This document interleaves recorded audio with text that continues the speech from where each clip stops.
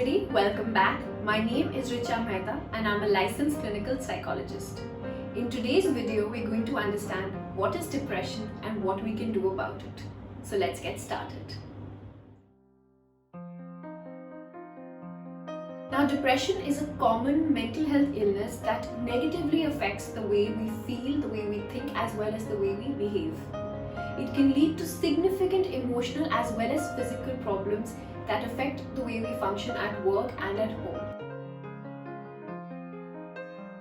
Some of the signs and symptoms of depression include sadness or low mood, which is persistent and pervasive. That means it lasts all day, nearly every day, for a minimum period of 2 weeks.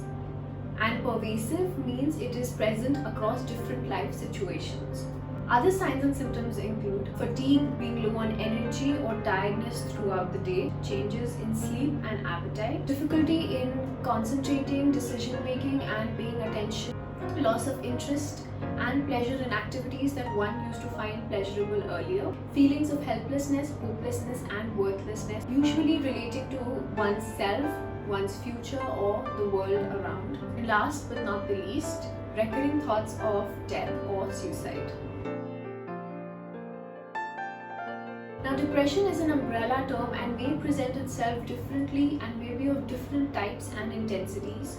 Some of the common types of depression include major depressive disorder, dysthymia, which is a long-lasting depression, postnatal depression, which is depression experienced right after giving birth, seasonal affective disorder, which is changes in mood associated with seasonal variation, as well as depression with psychotic features.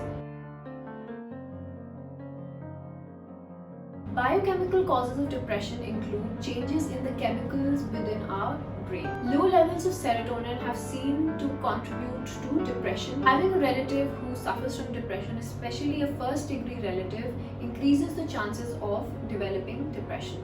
Some personality features also contribute to depression. These include having low self-esteem, being easily overwhelmed by stress, or having a pessimistic outlook in life. Vitamin deficiencies such as vitamin D, vitamin B6 and B12 often mimic symptoms of depression. The experience of stress and trauma too can significantly increase your chances of developing depression.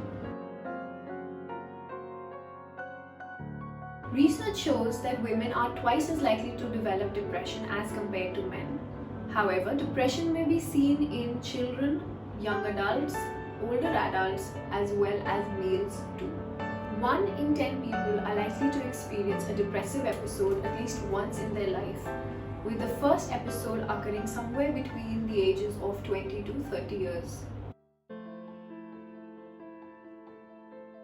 Psychotherapy is usually the choice of treatment, at least for depression which is mild to moderate in intensity. Research has shown that cognitive behavior therapy is as effective, if not more effective, than medications. In CBT, your therapist will help you reformulate or work on negative thinking patterns or depressogenic schemas related to yourself, the world, as well as the future.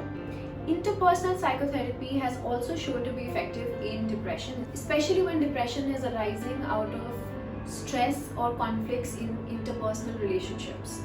Psychodynamic psychotherapy is also a good choice for treatment, especially for long-standing depression or dysthymia, depressive personalities, as well as childhood traumas that contribute to depression. The second treatment option for depression is medication. When it comes to medication, there are at least 3 classes of medications that are used in the treatment of depression. The first being antidepressants, which are usually selective serotonin reuptake inhibitors or SSRIs. Your psychiatrist may also prescribe you with anti-anxiety medications or antipsychotics depending on the nature, type and symptoms of your depression. Some effective self-help strategies that one can begin at home include maintaining regular physical exercise, as that helps us release endorphins, also known as happy hormones, which help regulate our mood. Regular and consistent exposure to sunlight also helps you maintain your circadian rhythms and mood. Eating a balanced diet and maintaining adequate hydration, again, are 2 very important things in dealing with or fighting against depression. Last but not the least, learning how to cope with stress in a healthy and effective way has also shown to be effective with depression. Depression is a real illness. With proper treatment and diagnosis, a lot of people overcome it. It is a treatable condition. If you are experiencing symptoms of depression, reach out to a mental health professional today. Talk about your symptoms and request a thorough evaluation. This can be a start to address your mental health needs. Wishing you all the best on your journey of mental health.